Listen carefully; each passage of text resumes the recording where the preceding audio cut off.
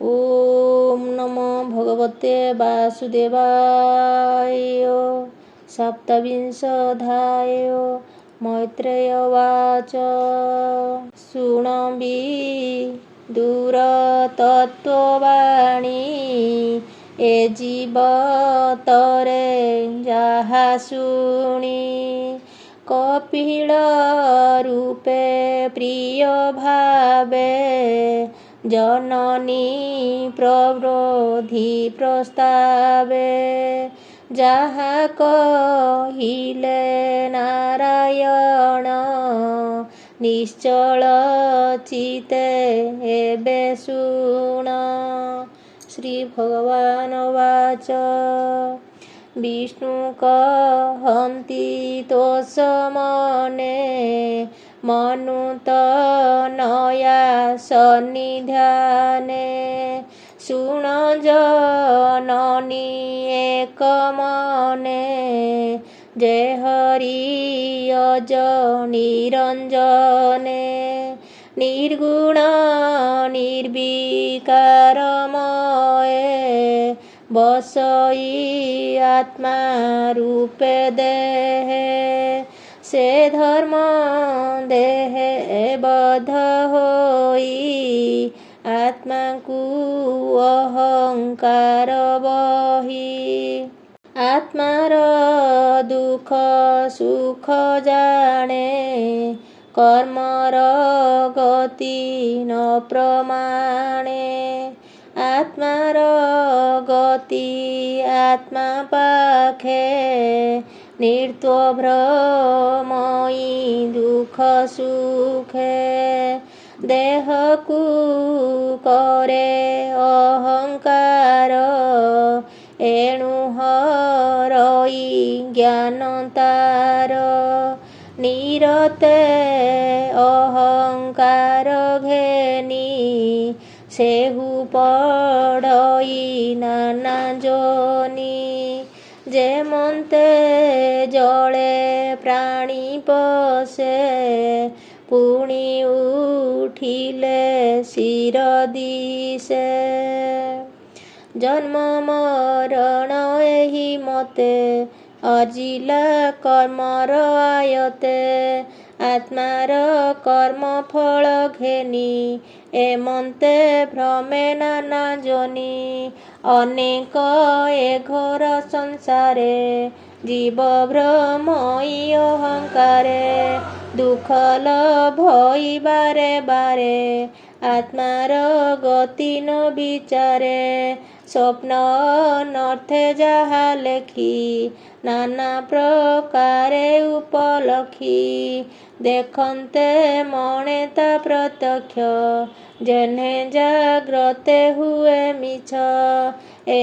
ରୂପେ ଜୀବର ସଂସାର ଏମନ୍ତେ ମାୟାର ସଂସାର ଏ ଜୀବ ଯାହାର ଅଧୀନ କି ରୂପେ ପଡ଼ଇ ବନ୍ଧନ ଏଣୁ ସଂଯମ ଚିତ କରି ବିଷମ ବିଷ ରୂପ ଧରି ନିୟମେ ସ୍ଥାପିବ ନିଶ୍ଚଳେ ଛଡ଼ାଇ ଇନ୍ଦ୍ରି ସଙ୍ଗ ମେଳେ ବିଷ୍ଣୁ ବିଷୟ ମନ ଭରି ସାଧିବ ଶରୀର ପାଶରି ଯତ୍ନେ ସାଧିବ ଯୋଗ ତପ ସତ୍ୟ ମୌନ ସିଦ୍ଧି କଳ୍ପ ମୋହର ଗୁଣ କର୍ମ ଯଶ ଶ୍ରବଣେ ହୋଇବ ହରସ ସକଳ ଜୀବେ ଜୀବ ପ୍ରାୟେ ନିର୍ତ୍ୱ ଦେଖିବ ବିଷ୍ଣୁମୟେ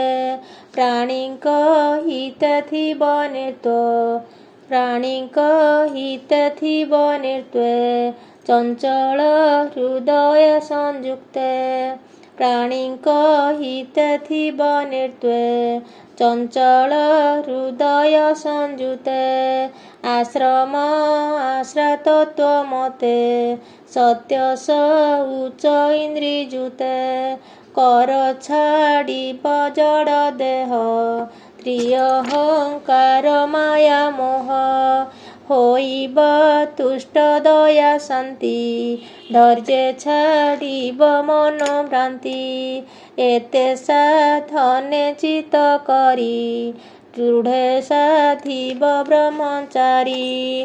श्रीकृष्ण श्रवण कीर्तने निरते साधिब जतने। ए सर्व प्रकाश दीन खंडई जीवर स्वाधीन। हरिचरण भक्ति बिने उपाय न घटई आने। एबे जननी धीरे शुण कहिबा जोगर लक्षण। तेजीव विषय भ्रमण मनर संतोष बंधन। संतोष चिते यथा लाभे भज चरण यथा भावे। ए ग्राम्य धर्म परिहरी मोक्ष आसने आश्रय करी।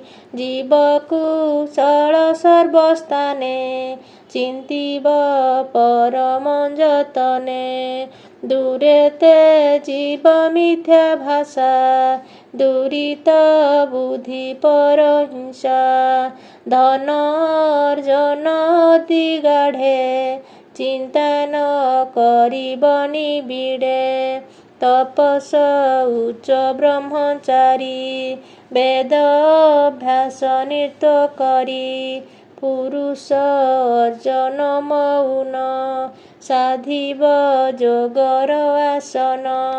पद्म आसने सिद्धि मने रुंधिब इंद्रिय पवने। समाधि धारण मौनी अष्टांग जोगे थाई मुनि। जाहा चिंतति तत्वज्ञानी परम ज्योति रूपे रमी। विष्णुर श्रवण कीर्तने कुसंग करिब जतने। एमंत दुष्ट दुराचार स्वभावे बळे बलियार। विष्णु भजन रजुगले बंधन न रहे निश्चले। विष्णु चरणे पद्म दुई ध्वज अंकुश विराजई। चंद्र किरणे नख पंती गंजे साकर विज्योति। निरते चिते जार बसे हृदय तम बेगे नासे। जापाद पद्म शौचनीर भावे शंकर बहे शिर। तेणु ईश्वर पद्म धरे अन्ते से जगत संहारे। से पाद पद्मे अविरते हृदय चिंतन्ति दृढ़ चिते। देवे भकत तमनासे पर्वत जेन्हे वज्रे त्रासे। एमंत चिंती देव हरि अन्ते गमई विष्णुपुरी। एबे जननी कहु शुण जे भक्ति जोगर लक्षण। दंभ मत्सर हिंसा छले क्रोध कुटिल भाव बळे। जे विष्णु भजे घिन ज्ञाने व्रत विषय चिंती ध्याने। तामस भक्ति बोली तार ता भाव के करु गोचर। से विष्णु भक्त मध्य बर ता भाव देवे अगोचर। दारात नय धर्म अर्थे विष्णु को भजीव जे मनते। तामस भक्त बोली तारे पांचई आत्मार प्रकारे। बाह्य अंतरे माया तेजे केवल विष्णु भावे भजे सात्विक भक्ति बोली तारे न बुड़े संसार सागरे सुण राजन परिमाणी विष्णु जे एमंत निर्वाणी विष्णुर गुण गुणी जेबे रोम पुलक तनु भावे आनंदे नेत्रु अश्रु बहे कंठ गदगद बाणी कहे चेतना बुद्धि अहंकार